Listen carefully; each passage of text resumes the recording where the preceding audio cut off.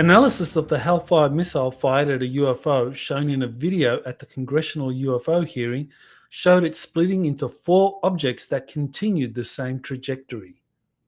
Robert Salas explains the UFO nuclear shutdown incident he was exposed to in 1967 to Congressman Eric Burlison. Congressman Tim Burchett is openly talking about advanced civilizations coming from the bottom of at least 5 to 6 underwater locations. A 1997 UFO case where a contingent of US Marine Corps personnel came across an alien reproduction vehicle and were threatened by black-clad personnel ready to use deadly force.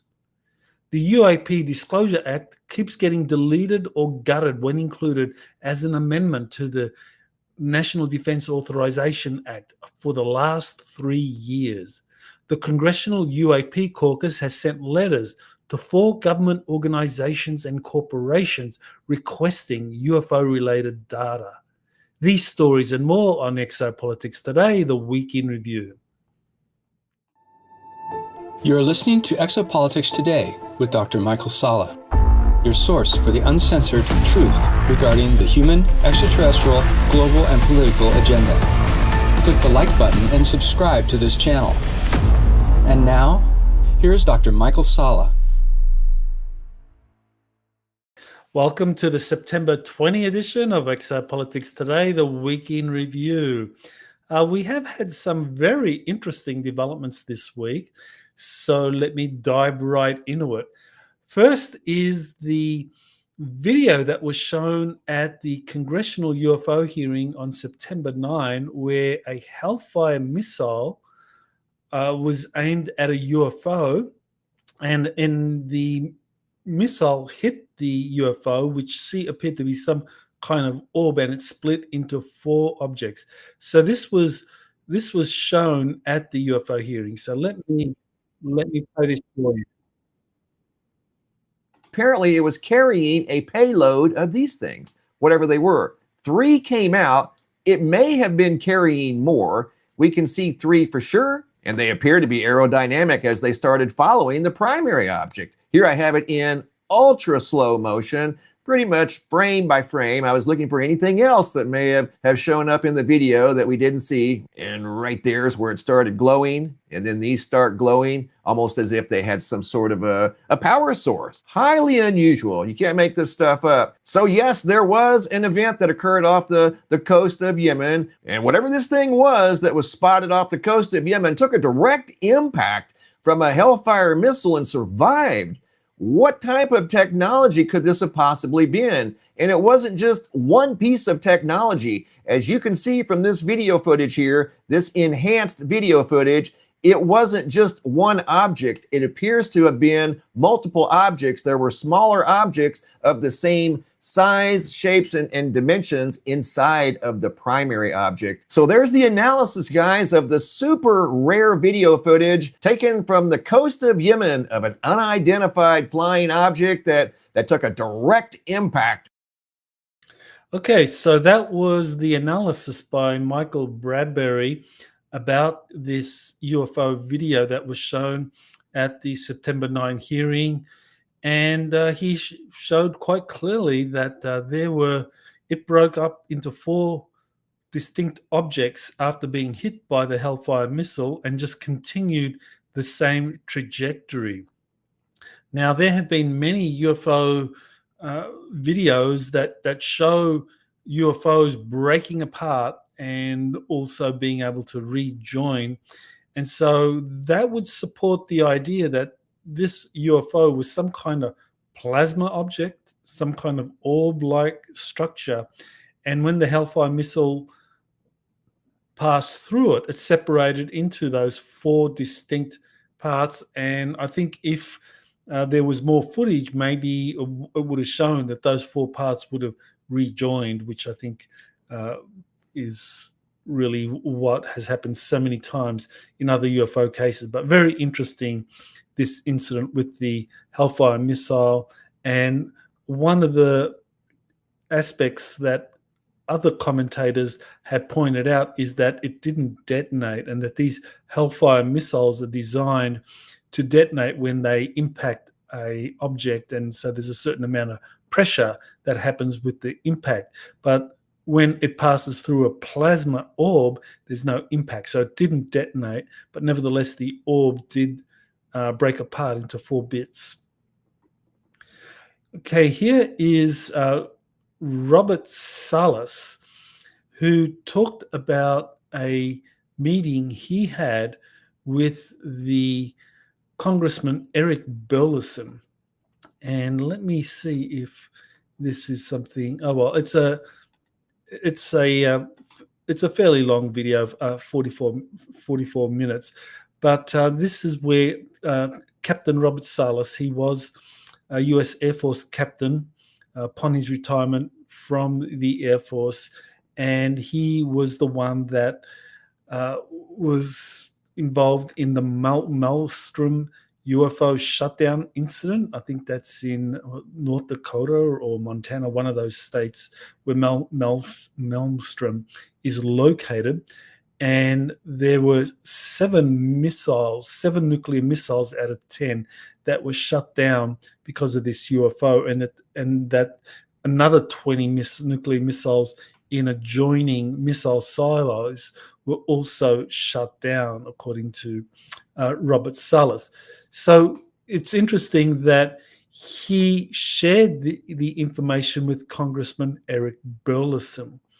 And so this kind of shows the new times that we are in, where members of the US Congress are willingly meeting with UFO whistleblowers and hearing their stories. I mean, there was a time when I started back in 2001, 2002, after the Disclosure Project press conference, that members of Congress would not meet with whistleblowers because it was just too dangerous for their careers. And I know of cases where members of Congress were threatened and told, look, if you continue to show an interest in this, you can forget about your congressional career.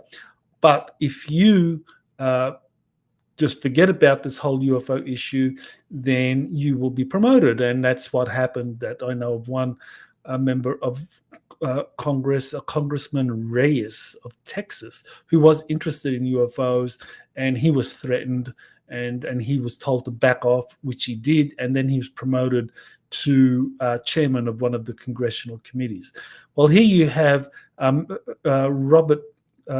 Burlison, one of the members of the UAP Caucus, who are willingly meeting whistleblowers and getting their testimonies, and they're doing it quite aggressively, which is very refreshing to see. Congressman Burlison, Congressman Tim Burchett, Congressman Anna Paulina Luna, Nancy Mace, and there are 2 others that are part of the UAP caucus, and they're all aggressively trying to get to the truth of this, and they're being stymied. But nevertheless, it's a completely different time to 20 years ago, where members of Congress were silenced if they got interested into this. Now they know that there's great secrets being hidden, and so they're going for it. So great to see Robert Salla being interviewed by Congressman Burlison. All right, well, here is, I've started this tradition now of every week starting with some UFO exopolitics humor. So here is something that I wanted to play concerning Captain Jean-Luc Picard and his crew trying to work from home. Mr. Data, always on time. Captain, is there an agenda for this meeting? No, Data. This is an informal debrief after our last mission. We'll keep it fairly light today, being a Friday and all. Hello, Will. Captain, Data. Captain, is there any reason we're not having this meeting in the observation lounge? I thought we could do it from the comfort of our own view screen today. We have the technology, we might as well use it. Do we have an agenda? No agenda, just a chat. Where is Worf? He's late. I haven't seen him on the bridge today. Worf, what on earth are you wearing? It's Friday. I work from home Friday. Do you mean work from home? Your home is the Enterprise. You're unbelievable. literally 100 meters down the corridor. Captain, our new ship policy does permit crew to dress casually in certain circumstances. Worf, you look ridiculous. You look ridiculous. Worf, you do look like a confused pleasure attendant from Risa. Captain, is there an agenda for this meeting? Oh, for God's sake, since when do we need an agenda for every discussion? A meeting with no agenda is a meeting without honor.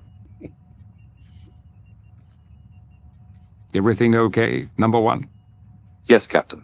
Good. Now I'd like to debrief on our last mission, as you... Captain, we're losing you. Captain, your signal is degrading. It's the Wi-Fi. I thought Geordi fixed the Wi-Fi. Can't get decent Wi-Fi. Picard to LaForge, fix the fucking Wi-Fi. Next time, I suggest we meet in person. I agree. In the observation lounge. I concur. With an agenda. Someone please assimilate me. Computer, end call. Okay, so that's some humor to start the week.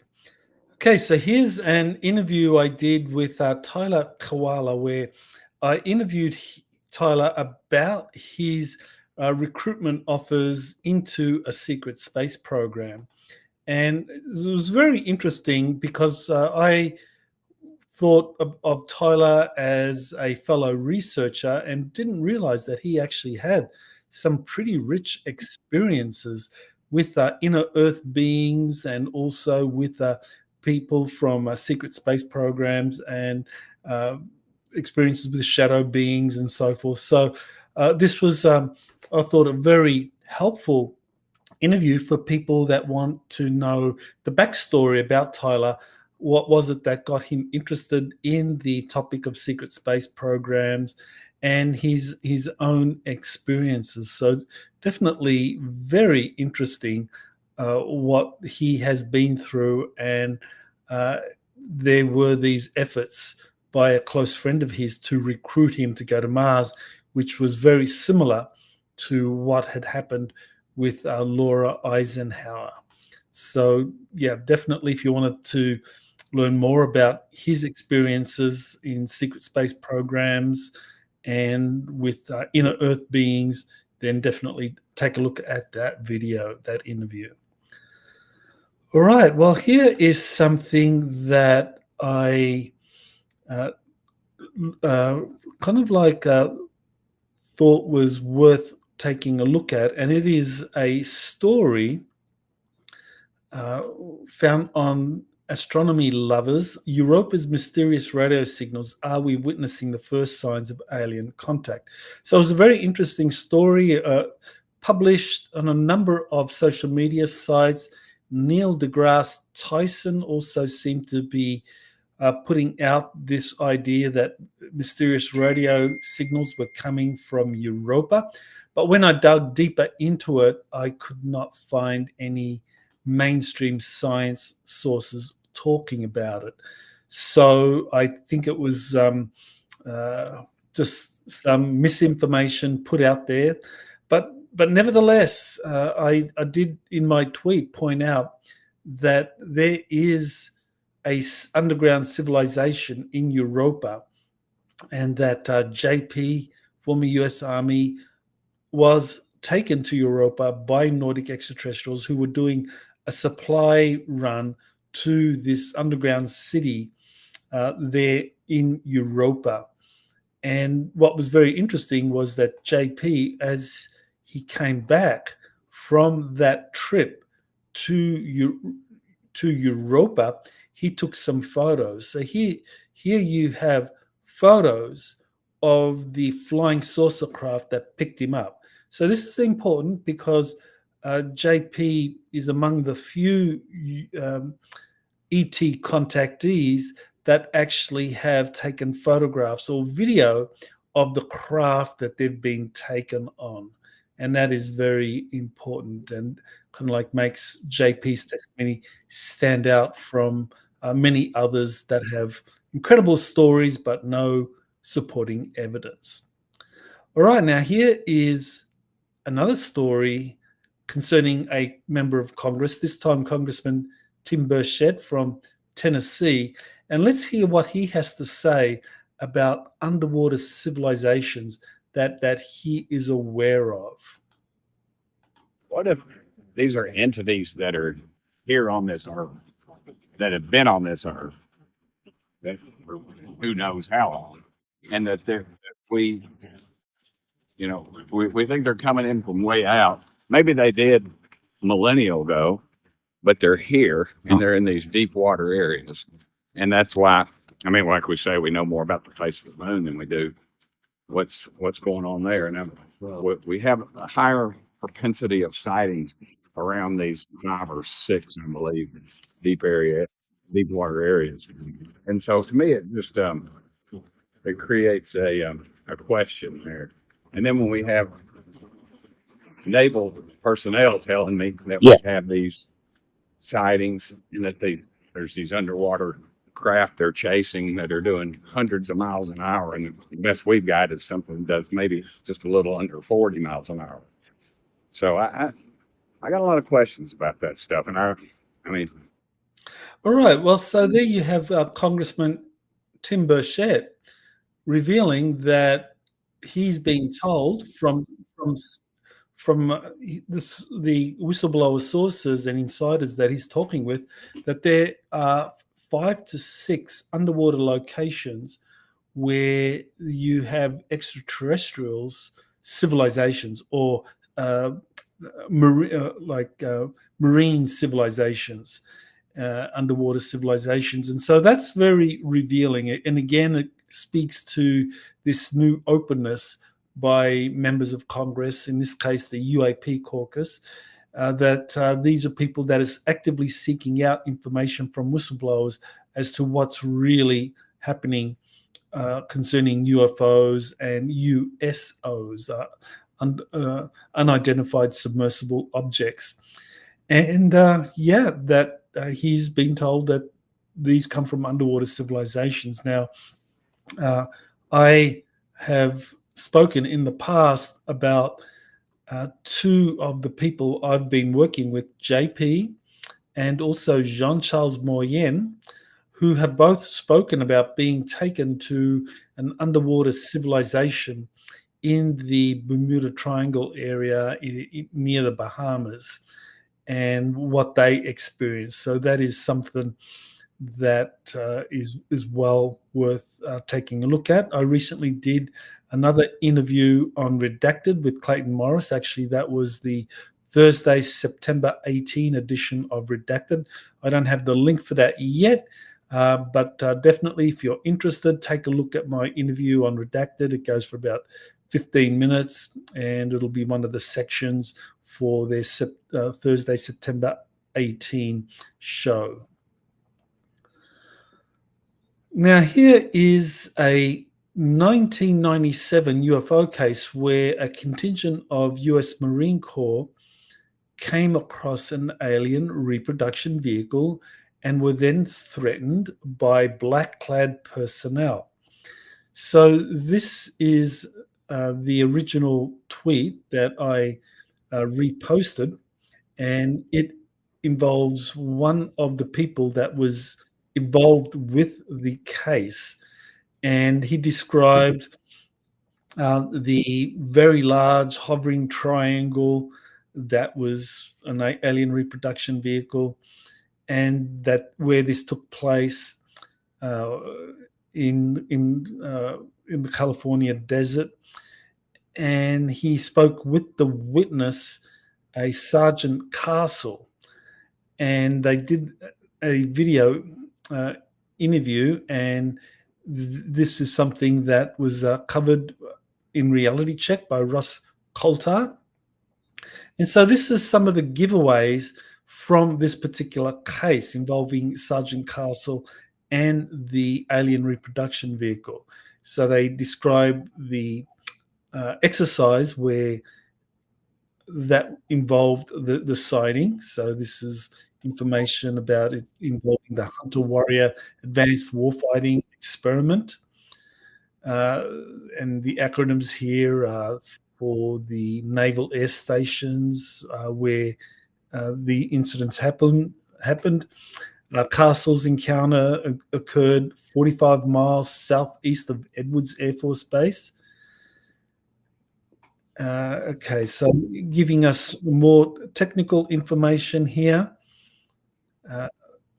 In the video, they go into depth exploring Castle's description of the flying triangle, that's the ARV, and that it was operating with a ground team for ISR, that's intelligence, surveillance, reconnaissance purposes, and it's a alien reproduction vehicle.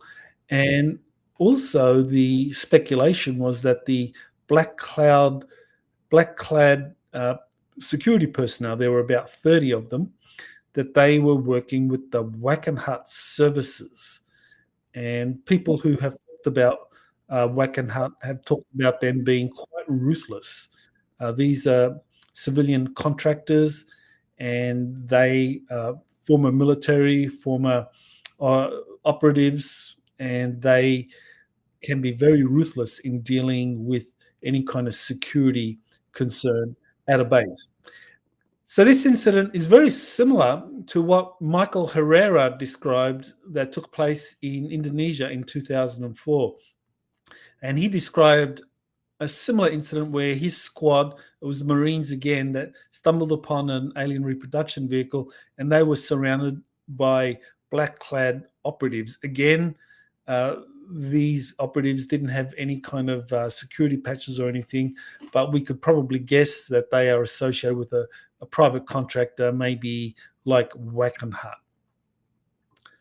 All right, here is an interview I did where I was interviewed, this time by Tyler Koala and Aaron Kuhn for Journey to Truth. And this interview, here's the Journey to Truth YouTube channel. I think they also have a Rumble channel. And I think that they were taken down from YouTube some time ago. So they're rebuilding their subscriptions. So definitely, if you like Journey to Truth, you could subscribe to them on YouTube or Rumble. So I did an interview with them where we talked about the fall of the deep state and undermining an ancient satanic network, which is very important for understanding how the deep state operates, that there is a network that does involve Satan worshipping, and they do all sorts of rituals, and that's part of the control system.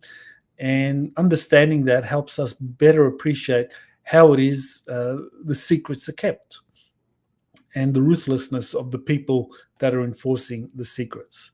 So definitely, if you haven't seen it, take a look at Journey to Truth and my interview on that came out on Thursday evening. Okay, here is an interview that just came out on Thursday. Dark Fleet Geisha to Ashtar Command.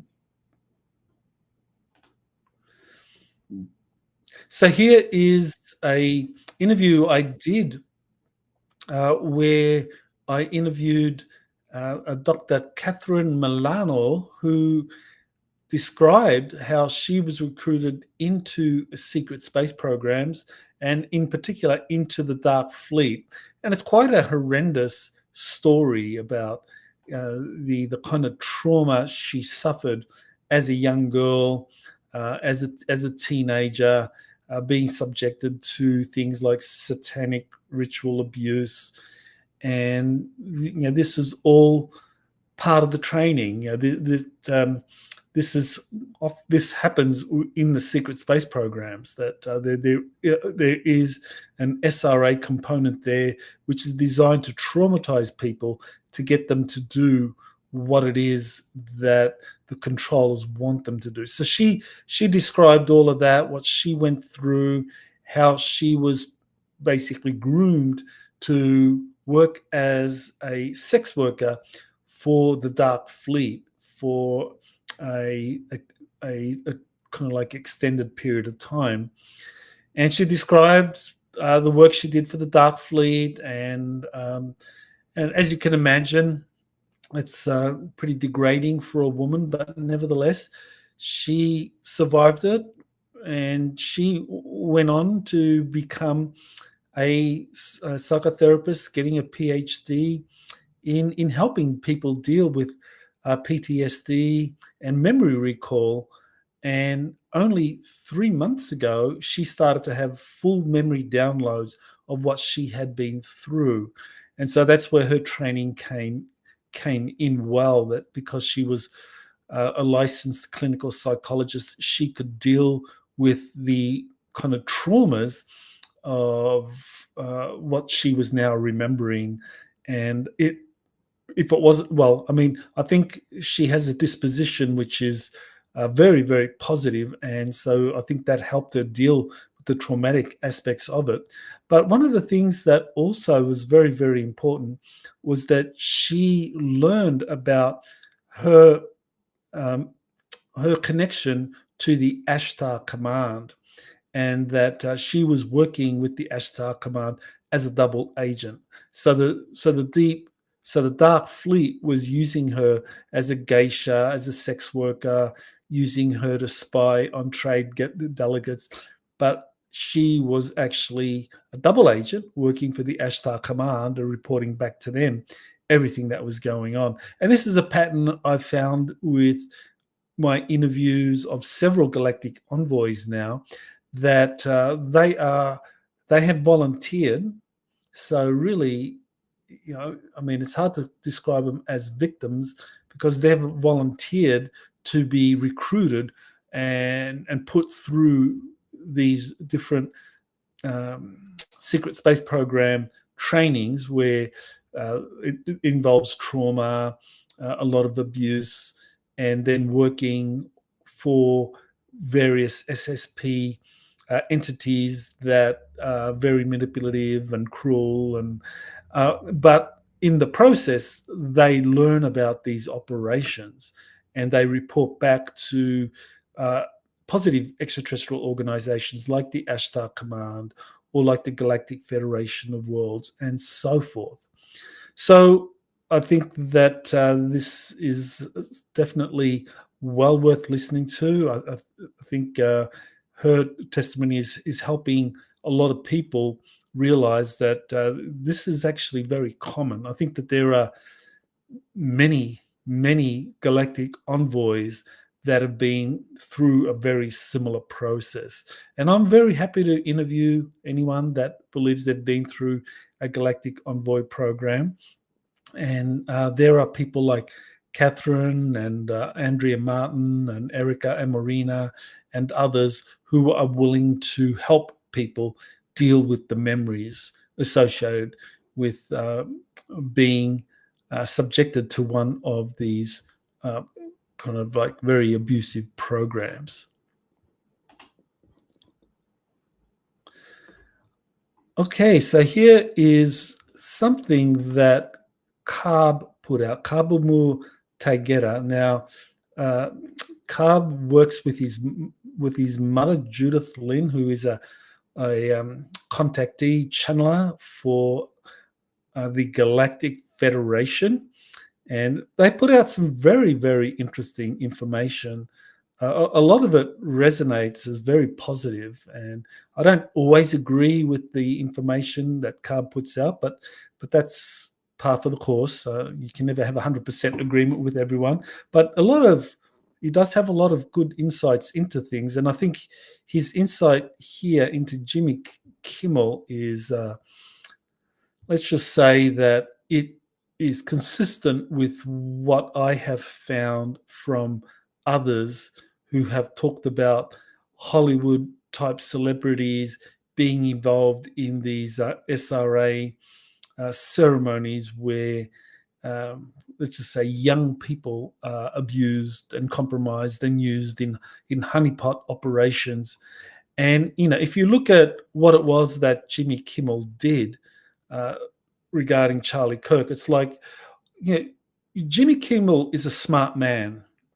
And there's no way in the world that such a smart man would kind of mess it up so badly to kind of think that the person who killed Charlie Kirk was somehow a deranged MAGA supporter. I mean, that is just so far from the truth. It's just like, well, how would a smart person fall for that? No, there's no way he's a smart person. Oh, sorry, there's no way he would fall for that.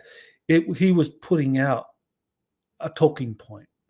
And that is because I think Carb is right that Kimmel is compromised and he's part of this kind of satanic network.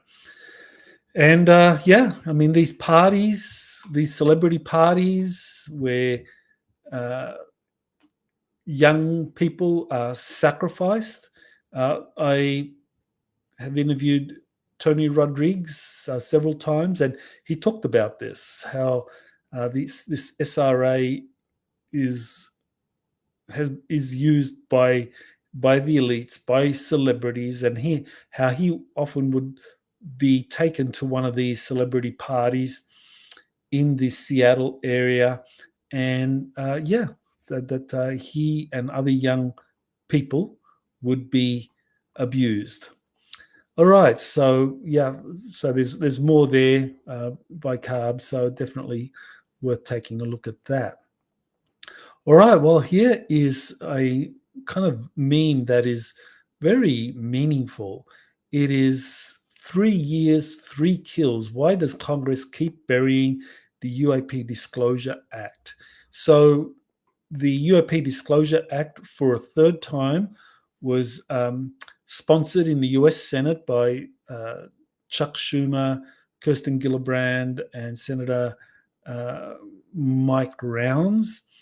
And 3 times it has failed to be included in the House version and of the NDAA. That's the National Defense Authorization Act. So this particular meme and the stories underneath it explain how the UAP Disclosure Act was gutted or cancelled from both the Senate and the House versions of the bill for 2025. And so it kind of shows that, well, there is some support, minimal support for the UAP Disclosure Act, which lays out the framework whereby the executive branch of the government, the president, would be advised by a group of 9, by a panel of 9 experts who would be given information about UFOs from different intelligence agencies and corporations, using the power of eminent domain and subpoena to get to the truth, and then decide what UFO information should be disclosed or not. And so this supposedly is an act that you would think would strengthen the presidency. But up till now, there's been no support from the president, President Trump, for the UAP Disclosure Act. And so without that kind of support, it looks like it's very unlikely that it will ever pass. And so you have to ask yourself, why doesn't POTUS support the passage of the UAP Disclosure Act? And this, my best guess is that they have something better in the pipeline. I think that's why, that there is something that President Trump and his administration have in the pipeline that is going to be better than the UAP Disclosure Act, which essentially creates another layer of bureaucracy between the president and the truth. And I think if I were advising President Trump about how to deal with the UFO issue, I would say, well, don't bother creating another bureaucratic layer with experts who can decide what to recommend to you or not. Appoint someone that you are directly working with as the czar, as the UFO czar, and that person would have the power to go in and find the truth and report it back to you, and you then decide what should be released or not. That would be my advice. So yeah, that may be why the president is not supporting the UAP Disclosure Act, because on paper, the UAP Disclosure Act does have a lot of positive things going for it. Okay, here's something that was very interesting. This is a revelation by a member of Congress that letters have been sent to 4 different government entities or corporations concerning UFO-related information. So this is something I think we can take a look at. So this is Eric Burlison, where he talks about this letter, or these letters that were crafted by members of the UAP Caucus, and what is in these letters. So let's play that. You're telling me the interrogatories? Yeah. What's up with that? Are they coming? The letters were dropped.